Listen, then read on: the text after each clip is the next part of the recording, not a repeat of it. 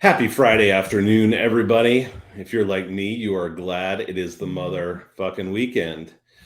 And hey, we're the week after a pay-per-view card, overall pretty decent card. I won't get into all the stuff with it. You've probably heard plenty of people do that, so we won't spend much time on that.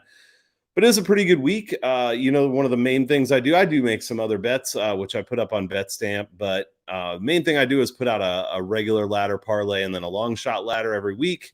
Last week was pretty good on the regular ladder parlay. Hit all but one of the legs and went up 37.64 units. I did say on Twitter I hedged 10 units on Gagey in the last fight, just because I did not want to end up going negative if he somehow won. So I ended up 27.64 units on that one. Long shot parlay was up 1.48 units, but if Ivanov had won inside the distance, would have been up over 100 units on that one. So I had 5 out of the top 6 right. Just needed that one more. But hey, that's how it goes. Really, the hope with the long shot is that can hit like half of it, or the dream would be someday to hit all of it like once a year, and it'll pay for itself. And with the regular one, we want to hopefully tread water at least most of the time, and then have weeks like last week where it pops up a little bit. That's not going to happen every week, but we're going to take those shots because you never know for sure which week it'll be. So going to get into these fights. Just a reminder before I jump into this that I'm doing more and more research every week, actually getting a little bit more into capping UFC myself. However, there are a lot of people out there who know a lot more about mixed martial arts, who have been doing this a lot longer, who know the fighters way better, who have their processes down.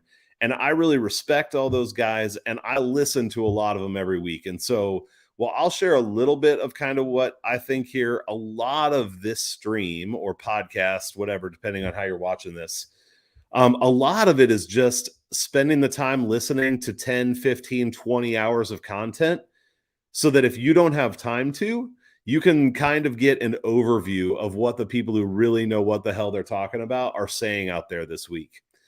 Also, I know that I'm moving everything over to YouTube. The main reason I'm doing that is because interaction could be better. So if you're new to this, please do subscribe so you know when the next videos are coming out. It won't all be UFC. Also do some MLB videos with bet crushers, and that was doing basketball every day. So there will be other content over time, but please do hit that subscribe button, hit the like. On Twitter, I just can't get the same interaction. So even though I know the numbers will be lower over here for a little while, I feel like in the long run, it's going to be more worth it because I want to be able to get that interaction with people. All right. All that said, let's jump into the UFC Roundup for UFC Vegas 54. First fight up is Maximov versus Petrovsky. This is interesting. A lot of people have said this, but Maximov going from a co-main event to the curtain jerker on a UFC Vegas card. So it's kind of interesting. But as I go through these fights, I'm going to try to break it down into, I'm not going to fucking try to. I'm going to break it down into 4 categories. The first of which is just to try to give you an overview of what everybody's saying. So the key talking points from the cappers that I've been listening to, or the analysts or whatever. So on this fight, number one, it's that Petrovsky gasses after one round, that he is a high action fighter, really actually decent wrestling, decent striking, all of that, but he can only really do it for one round before he falls apart. On the other side, Maximov is a relentless wrestler, goes for tons of takedowns, doesn't get deterred if he doesn't get a couple of them. And that based on this style, it doesn't necessarily look pretty, but it does tend to win rounds and ultimately tends to win fights. The other thing everyone's saying is one way or another, they're saying the words Diaz brothers. If you don't know, you probably know. Maximov trains with the Diaz brothers, and so I don't think anyone can actually talk about him without referring to the Diaz brothers in one way or another. So I got to say it on this show. If everybody else says it on theirs, right? I can't be the only one that doesn't do it. So that's kind of what people are saying about this fight. And again, I'm going to try to keep these things relatively short. I just want to try to give you a fairly quick overview of what people are saying. In terms of outliers on this one, there were 1 or 2 people who said they believe Petrovsky has better striking and that he can hang wrestling. And so he did go to a decision in a grappling match recently with Phil Rowe, I think it was. So, if he shored up that cardio at all, there are a couple who believe that he could hang in this fight, that he has the skills to do it. He just doesn't have the cardio to do it. Third category I'm going to talk about is what are the consensus picks for this fight. The consensus pick here is Maximov. However, this is going to get me off on a little tangent. So if you're watching the playback of this and you don't like tangents, skip ahead about 1 minute. That's probably how long it'll take. This is a fight where I can't tell you how many times this week I've heard people say something like, man, I love Maximov here. I think he's just in the long run, he's going to have the more relentless wrestling. He's going to be able to put it on him and pull away. But this line is just too wide. It's just too wide, so you can't bet it. So I have an issue with that line of reasoning. So number one, if what people mean is, I'm super confident I'm super confident. I believe that Maximov has the way better skill set and is likely to pull away and win this fight easily. But I'm not super confident in it. There are still holes that I wonder about. And so I feel like with a line, because the line is up near minus 400 maybe or something. Whatever. For this discussion, it doesn't even matter what the line is. It's minus 350. I'm not confident enough to bet that line. Okay, I get it. That's cool. But if what you mean is, I believe that Maximov should be a minus 400 favorite. He's minus 300, but that line's just too wide. I can't take it. Then the line isn't too fucking wide.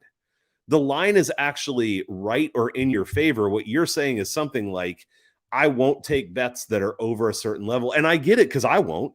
If it's over minus 200, I'm not betting it. It doesn't even matter how confident I am. So, and maybe that's stupid. The value people will come after you for stuff like that. The value police. But anyway, I wish people could stop saying that. Either just say you're not confident enough or whatever. But if you really think he dominates, then minus 350 isn't too wide.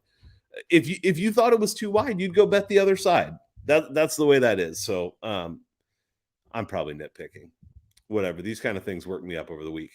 So anyway, consensus pick here is Maximov, but most people would say they're not betting it. My take in terms of picks is I may go small on Maximov round 3. If Petrovsky still has these issues with gassing, Maximov isn't necessarily focused on putting people away, but I think that he could do it if Petrovsky gets really gassed. It maybe is even Maximov round 2. Also, we'll consider betting Maximov live if Petrovsky does dominate round 1. That's the way that I would be more likely to bet this. And then for parlays, I'm considering fight doesn't go the distance. Again, partly believing Petrovsky either gets him out of there in round 1 or at some point Maximov is able to finish him down the stretch. I will also consider Maximov straight up or Maximov sub for long shot parlays. All right, I'll try not to do any more tangents so that we don't go too long here. That's the first one. Next up, we have Tyra versus Candelario. This is a fight that is happening that was supposed to happen 2 weeks ago. Candelario pulled out with an illness, and they've rebooked it. All right, what everyone's saying on this one, same thing they said 2 weeks ago, which is basically Tyra's from Japan and is unproven. He's looked really good on the regional scene footage, but the regional scene is not very strong, so it's hard to know how much faith to put in that.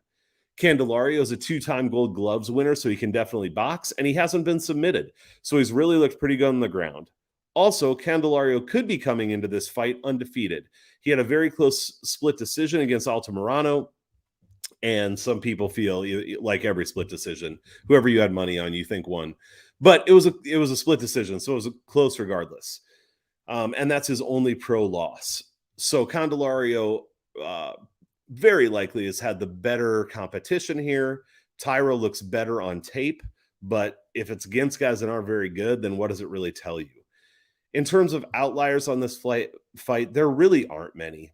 People fall in line with those talking points, and that's about it. Consensus pick on this one is Candelario. Almost everyone has taken the dog shot here. Some people are staying away, but it is pretty consistent. In terms of my take or picks for this fight, the one thing that sticks out to me is that it's a little weird that everyone I listen to, I mean, I'm serious. I've heard one person say they think Tyra has a higher upside, but that's the closest that anyone I've listened to has come to saying they think he actually wins this fight. And so everybody is saying, especially at this price, you got to take the dog shot on Candelario. And at this point in their careers, he's probably the better fighter. Well, then why the hell did this? So when it reopened, it reopened at 195 plus 195. I hear everyone talking about Candelario, and now he's plus 210. It just doesn't make sense to me. Line movement like that is super suspicious to me. That being said, because of the overwhelming consensus and the fact that those lines of reasoning do make sense to me, I will probably have a half unit on Candelario at plus 210. I feel like that's worth a dog shot, but I'm not going to be going big on it because that kind of sketches me out with the way the line has gone. In terms of parlays, I'll probably first be looking at overs. Sometimes I can use an over 1.5, over 2.5. And then for the long shot, maybe Candelario decision, potentially as a long shot. Next up, we have Verna, Jandarova, and Angela Hill. In terms of what people are saying on this one, again, pretty universal in terms of the take here. Jandarova is a far better grappler, really great jiu-jitsu player. Angela Hill is pretty good on her feet. She's the queen of losing split decisions. She tends to keep fights close, but can't get over the hump with actually winning them. People do believe that Hill should be a little bit better on the feet here. The extent to which she's better varies from person to person, but pretty much everyone agrees that the advantage would go to her there. Absolutely everyone agrees that Jandarova is better on the ground. And so most people believe if it does go to the ground that Hill will probably get subbed, especially if there's enough time left in the round for Jandarova to work for a little bit. In terms of the outliers on this fight, there were actually a couple people who believe that Hill can stuff the takedowns, that Jandarova is a great jiu-jitsu player, but is not great at wrestling. And so there were a couple people who are actually skeptical that this fight is ever going to get to the ground for any extended period of time or in any kind of good position. There were also a couple people who believe Jandarova's hands are much improved and that she's not going to be totally out of it on the feet, that she could hang. But yeah, well, I was going to say personally, I don't know that the case is very strong for that, but I'm just telling you what the outliers were and what people have been saying here. So that's sort of the consensus here is, if it stays on the feet, probably Hill by decision. If it goes to the ground, probably Jandarova by sub. That's the overview. In terms of consensus pick, it is Jandarova sub. That's pretty much what everyone is playing on this, though maybe with a little less confidence in some of the other fights. In terms of my take and picks, probably should have done a little more looking into this, but I actually played Hill at plus 150. Was it 154 that I got her at? It's up to 160 now. And I just did a half unit. It wasn't like I was super strong on it, but I think Hill is a pretty decent fighter. And I do understand that her ground game is not good enough to hang with Jandarova, but she's very athletic. And I just wonder if, as long as takedowns happen in a way where she doesn't get in a bad position right away, if she could get up once or twice, and if she can stuff some takedowns, she's done okay with that in her career. If she can keep it on the feet, I really think she can win this fight. So anyway, I don't feel strongly about it, but I did take a half unit there. And then in terms of the parlays, I will be looking at the overs for this fight. The one issue there is just if Jandarova does happen to get Hill down, especially, in that first round or under 1.5, 2.5, whatever it is, she could get that sub and then it could go under. But I think that this fight is more likely to go over and even go to the distance than it is to go under. So I'll look at that for parlays, but definitely haven't locked anything in there yet. Next up, we have every analyst and capper's least favorite fight of the card. Michael Johnson versus Alan Patrick. Basically, if I had to sum up what everyone's saying about this fight, it's no one should bet this. It fucking sucks. That's pretty much the consensus on this one. However, there are some other key things people say. So Johnson beat Ferguson, Lozon, Barbosa, Poirier, and Feely, but lost to Guida, Thiago Moises, and Stevie Ray, and those were in his last 3 of his last 4 fights. So basically, he's skilled but very untrustworthy. He's beaten some of the best guys in the division. He's lost to some people you shouldn't lose to if you're really good. On the other side, Alan Patrick is not all that skilled, and he doesn't like to be hit. He pretty much quit in his last fight, and he might do it again if he can't get Johnson out of there early. So basically, people don't trust either side here. They trust Michael Johnson even less, because the only thing that I hear people talking about here in terms of a bet is taking a dog shot on Alan Patrick. But the vast majority, 80% plus, are just taking a pass on this fight completely. I'm going to go a little different direction, and I think it's probably because I'm a little newer to MMA, though I did see Johnson's fight against Guida. I am aware of the ways he's shit the bed in recent times. I'm aware that if he gets into a grappling situation, he's probably in trouble. But I'm still going to lean toward Johnson at this. I mean, if he was minus 300, then I would not. But minus 150, and let me make sure that's still minus 144 now. I just don't think it's that bad. I mean, in Johnson, you have a guy who, since the last 3 losses, he lost to Emmett, Elkins, Gagey, Khabib, Nate Diaz, and Beneil Dariush. Most of those are not bad losses. I mean, maybe you should say he should be able to beat Elkins, whatever, but all of those are really solid fighters. And so he's had some really terrible losses recently, but he's got huge wins, and most of his losses are to really good guys. I do understand that he's getting older, but so is Patrick. Now, it is the smaller octagon here, so maybe that favors the better grappler, which Michael Johnson is not. But this just feels like a fight to me where the skill discrepancy is probably pretty wide between these two guys. And in another world, I know we're not in another world, the multiverse, well, we haven't proven it, right? We're not in the multiverse. So Johnson has sucked. That's been true. But in another world, in some of these fights where he's hurt people, this guy ends up being like a top guy in the division. So, I just think his skill set is way up there, and this is a kind of really discounted price because of how everyone is off of him. So I'm not necessarily going huge here. That's not what I'm saying. But I will probably I haven't played it yet. I feel like the line might keep coming down. So I probably will have some kind of play on Michael Johnson. I'm also going to look at Johnson KO and KO1. I'm also going to look at fight doesn't go the distance. The fight doesn't go the distance to me feels a little safer because I do think Johnson can knock him out.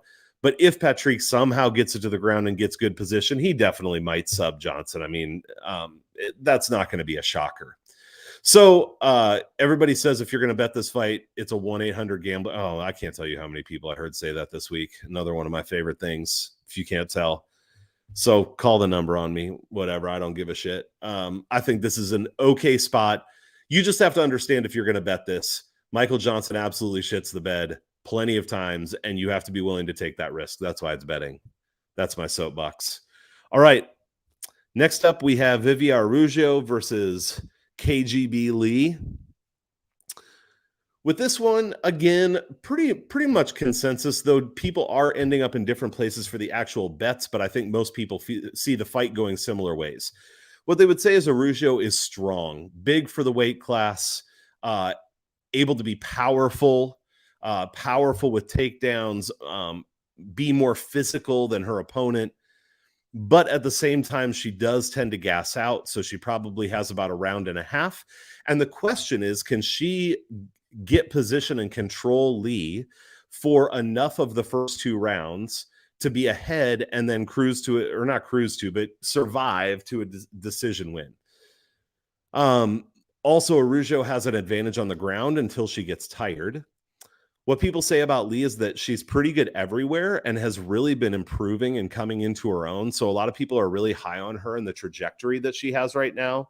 And also that she'll have, well, most people would say a pretty significant advantage on the feet. I will say an outlier on that one is I've heard a couple people say that they believe Ruggiero has the power advantage on the feet. And so while Lee will have more volume, which helps you if you're going to decision, Ruggiero has more of a chance to land something really significant and actually hurt Lee than vice versa. So those are the main takes. In terms of other outliers, it's been pointed out Ruggiero's only losses in the last 4 years are to Chikagian and I, both via decision. And both of them have proven to be good fighters in the division. We're going to talk about Caitlin Chikagian here in a little bit. And so some people believe that her record and who she's fought are not being considered strongly enough, and that this is actually a step down in competition for her. In terms of consensus picks here, it's KGB Lee, though definitely not 100%. I would say that is, 65% plus are taking Lee. And then some people are looking at a round 3 or decision on Lee as well, as they do believe Araujo will be strong in the beginning of the fight. So for me, in terms of how I'll bet this, in terms of straight bets, I think the only thing I'll consider is a live bet on Lee if it does look if there are signs that Araujo might be gassing after the first round or potentially after the second, though I don't want to have to count on Lee getting Araujo out of there. So I'll look at that after round 1. Probably my only straight bet here. But then in terms of parlays, I'll look to the over here. The lines, I'm guessing, are going to be too wide for me to even be able to use them in parlays, but I may also look at fight goes the distance. Those are probably the main things that I'll be looking at. Again, I kind of get through tonight and make most of those bets tomorrow morning, most likely, but that's where I'm at on this right now. Next up, we have Hadley versus Nacimento. What everyone's saying on this one, Nacimento is part of Charlie Olive's crew. So because Charles Oliveira is good, Nacimento must be good. People don't say it quite like that, but it is amazing how many people mention that that could have something to do with anything. I guess maybe if they practice together, it's a solid practice partner. Other than that, Nacimento has a better sub game, likes to be on a play off of his back, and maybe doesn't work hard enough to get up, which could be a problem against Hadley. Hadley's strength is that he can wrestle and he can just lay on people and grind out decisions for the most part. Also, Hadley is kind of a darling. As you can tell by the line, he is minus 220. So he's a pretty big favorite here for someone coming in off Contender Series. In terms of the outliers, I have heard a couple of people say they believe that Nacimento is equal or better as a striker, can really handle himself on the feet. So they believe if he can keep this on the feet, or even if he gets taken down, if he's able to use his submission attempts to get back up, that he's got a great chance to win this fight. Consensus pick here, absolutely Hadley by decision. The basic arc of this breakdown on most shows that I've listened to this week is they talk about all the reasons that Nacimento is live here as a dog, and then they pick Hadley to win, and then end Hadley by decision. Again, not everyone. This is the consensus or the majority. So there are some who have gone with Nacimento. For me, I'm going to rest here on the fact that Nacimento has more experience in the actual UFC, that he's had 2 really good fights so far, even though he's 0-2, and that we would not be getting this price if he had won even one of those fights. So I think we're getting a deal. Hadley may be everything that people say, but when I hear everybody talk about Hadley, I come away being thoroughly uninspired. I haven't heard anyone this week who has talked about Hadley and I've just gone, oh shit, this guy must be good. It's more like, why is this dude a favorite again? So maybe I'm going to learn that on Saturday, why he's a favorite and why he's awesome, but that's just not what I hear when I hear people talk. So I'm going to take the dog money shot on Nacimento. I will look at maybe taking him by sub. In terms of the parlays, I'll look at overs here. I do see why it would be really solid for this to go over 1.5 at least, potentially to even go to decision. And then for the long shot, I'll probably look at Nacimento, possibly by submission or decision, depending on what the numbers look like for that long shot parlay. Next up, we have Camacho versus Torres. On this one, the takes are very similar. Again, there's not much tape to study for Torres. He tends to come out of the gate hard, but even his Contender Series fight, I think, went 2 minutes or something, so there's just not much to look at. On the other side, Camacho has been competitive with really good people. Everyone will talk about how he got knocked out by Justin James, but they also do go through the list of really good fights that he's had in the UFC, and that he's a really solid, serviceable UFC fighter. So he's going to have a lot more experience in this one. A lot less breakdown from most people on this one. Not really any outliers. That was basically the gist of it from most people. Consensus pick here is either a pass or Camacho, with I would say the majority taking Camacho. For me, I'm going to go along with that. Camacho's an underdog. Let's see. He's at plus 112 still right now. I think that's a good look. Another guy coming off the Contender Series who we don't know much about. I'll take the shot on Camacho, who's got lots of experience. I will also consider looking at Camacho KO. And I do think there's a decent chance because of people how they talk about Torres coming out quickly and Camacho being knocked out in the past, that maybe that's the win condition for Torres. So for the parlays, I'll probably look at fight doesn't go the distance as well. 4 fights left on this UFC Vegas card. Next up, we have Chikagian versus Amanda Hebas. What everyone is saying on this fight: death, taxes, and Chuk by decision. It's basically it. If you tune into a show, I mean, it's another one of those I got to say because everybody says it. Chikagian does just go to decision. There's a reality there. There's a reason people say it, because it's pretty much every time. People also talk about how Chikagian is one of the better fighters in the division. Not on Shevchenko's level, nobody is, but strong and solid and like number one contender-ish. And so this is a woman who comes out here and gets wins for the most part. Also heard a lot of people talk about her sitting down on her punches more in the last couple fights, believing that she's trying to put a little bit more power behind them, because it might be wearing thin with the UFC, that she just kias a lot and hits air and then also hits people sometimes and just, points her way to a decision victory every time. And so maybe she's trying to put a little bit more oomph into it. It's funny, pretty much every breakdown also talks about how the fact that this is in the Vegas octagon will emphasize her kias and maybe it's funny that maybe judges are affected by that. It's funny to think that the judges would be affected by how loud of a noise you make, but that seems to be a thing that people think will happen. Also, people say that Hebas is moving up a weight class here, and most people do not think that that is a good idea for her, that she needs to be able to get some control, and at this weight class, she's probably not going to be able to do that against Chikagian. So the outliers here are really the only one is Chikagian might KO her because Hebas is smaller and Chikagian apparently has been trying to punch harder lately. But the consensus is Chikagian and Chikagian by decision. My take here across the board, this feels like a strong take from everyone I've listened to.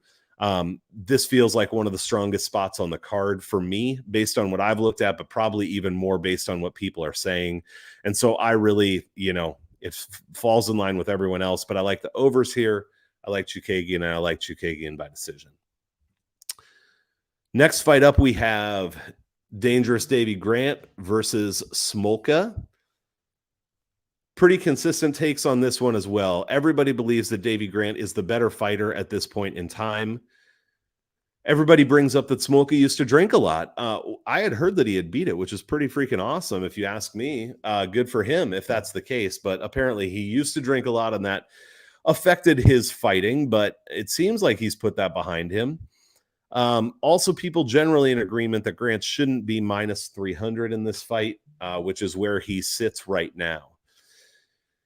No real outliers here. This is a quick one, but consensus picks, people believe it's Davy Grant. I heard one person take Smolka, but everybody's on Grant, basically saying they either won't play him or they'll play him by KO because of the line.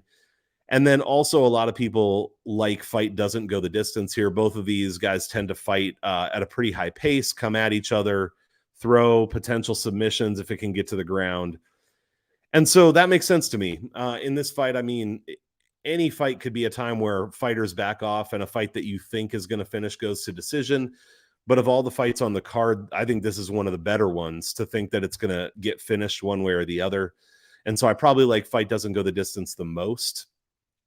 I'll look at Grant for parlays. I don't like the minus 300 a lot either, but especially as you get deeper into the parlays, throwing in a minus 300 isn't the worst thing. And from everything that I've been listening to and the way that Grant's been performing lately, I think he'll win. So if I'm going to put anybody into a parlay, it's going to be him. And then for long shots, I will look at like a Grant KO or even Grant KO1. All right, the co-main event is Ryan Superman Spann versus Iwan Kutilaba. The Hulk. I don't even know if that's his official nickname or not. But that's one of the things people talk about. Kutilaba wears green body paint. You can go look up some pictures. It's pretty cool. He really is the Hulk. That would be funny if he got to wear the paint in the cage. What everyone's saying here, other than the green body paint, is that Ryan Spann's just been a disappointment given his athletic gifts. This guy has super long arms. He's very athletic, but he just hasn't been able to put it together over the course of his career. He basically has one round. He has the potential to snatch up a submission, the potential to knock Kutilaba out. But most people just believe it won't happen. Kutilaba's 28 years old, improving a lot. The big knock against him was that he was gassing out after a round, and that obviously is problematic. But many people talked about how he's been working with Coach Eric Nixick and has him fighting in a much smarter way now, pacing himself a little, not just going crazy if he gets any kind of position, but picking his spots a little bit better. My hope is that he'll still keep the aggression, even if he reins it in a little bit. That leads to the outlier, which is a couple people like Kutilaba by decision here, as they believe he's going to continue to fight slower and smarter. And the decision prop, I think, is minus 600, minus 650. So if you think there's a shot there, that's a really great line. So I can't say anything against that. Consensus picks in this one, Kutilaba and fight doesn't go the distance. Now, again, there's these things in the water out there about the potential decision here. And so that's why I would say that this is not as sure a thing to not go to decision as Grant and Smolka, though I do tend to side. I mean, if Spann gasses and Kutilaba doesn't, Kutilaba should find a way to get him out of there. So my picks, I kind of go along with the crowd here. I think Kutilaba is the side, and the fight doesn't go the distance, feels okay.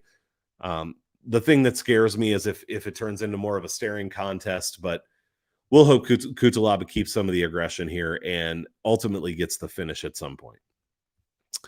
And then the main event, Jan, former champion Blockowicz versus Rakic. Pretty consistent takes here. A lot of the cappers or analysts will go into a lot deeper dive on the main event. So there's a lot more said about this one. If you want to get kind of more in depth, you could definitely go pull up Dan Tom's Protect Your Neck, Dan Levy, Half the Battle, Dogger Pass, Die Hard MMA, whatever. There's a bunch of good ones out there if you want more in-depth breakdowns. But generally what people are saying here is Jan's older now, and the big potential problem is he may not be over a neck injury. Apparently, he had a problem with 3 discs in his neck. And which podcast was it on? I want to say it was on Half the Battle. The guest who was on there, but he had a funny name. I can't remember, not his real name, his handle name. Check it out. I don't remember what his name was right now. But he had just said how he had a problem with 1 disc in his neck and how painful that was and how long it took to heal. It's problematic that he tapped out so quick against Glover just because it maybe was coming from neck pain. And then 2 months ago, he pulled out of the fight due to a neck injury. And so even though he says he's healthy here, it's pretty hard to believe. And I would, as evidence of that, I would also go to Dan Tom, who really doesn't like the injury narratives. He basically says, if people get to the cage and they can fight, they're good to go. But he said he is potentially buying in a little bit to this issue that Jan might have a problem with his neck.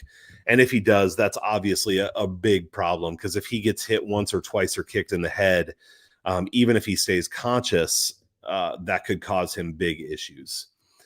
In terms of just some other things people would say on this fight, it's Rakic can be exciting, but he hasn't been lately. He tends to fight slow and calculated. The way people talk about him reminds me of Ankalaev. I don't enjoy watching Ankalaev fight, and you can call me, whatever, that I don't like slow, methodical fighters necessarily. But Ankalaev, there is, in the fights recently that I've seen, just almost no action. And that's what I hear when I hear people talk about Rakic. He's big and athletic and would have this ability to come in and put people away and do all these different things, but he generally just doesn't do them.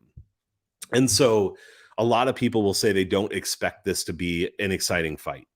The other thing that you absolutely have to throw in is you have to say Polish power at some point.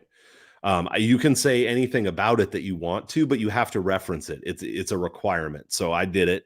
There it is. Outliers on this one, not much. I heard a couple people talk about how Jan could win, but they sounded half-hearted to me. Consensus picks are Rakic and the over 2.5. My take is the one way Rakic doesn't make sense to me, other than Jan getting, that one big shot and getting a KO, is if they end up fighting like Esparza and Rose did.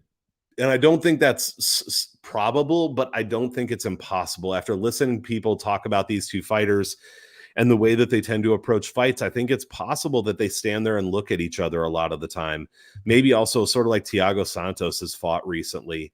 And if that happens, it could go to decision. And if it goes to decision, I think there's a decent chance that it could go to Jan, especially if it's close. He's pretty beloved and a former champion. And so that would be the other thing that worries me. The thing that worries me about taking the over 2.5 here is the potential neck issues for Jan. I know that either of them could get knocked out, blah, blah, blah, whatever. But I think it might be more likely that he gets hurt in another way that would cause this fight to end early. So I will be taking Rakic here. I think that he's a decent spot. I mean, I think from what I've looked at and what other people are saying, I think he wins more than where he's lined, which is minus 182 right now. That number is going up a little bit. But even up to minus 200, I feel okay about it. And then I might look at small plays on Rakic in round 4 and 5. And I will also look at the over 2.5 here, as I think it has a better chance of hitting than not. All right. That is the UFC Roundup for UFC Vegas 54. You can find me on Twitter at NBA Attack. Would appreciate, comments. Let me know what your favorite fights are, favorite spots, bets are for this card.